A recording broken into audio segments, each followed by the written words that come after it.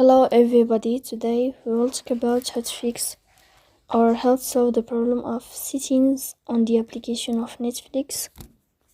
If you click on settings,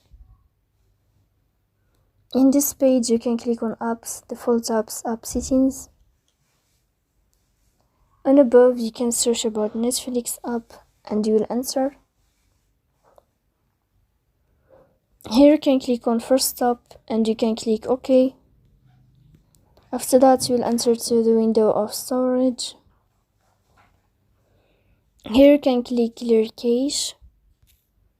In the end you can turn off your phone and you can wait a moment or 3 seconds to turn on your phone again to fix that problem. So please don't forget to support us by like and subscribe.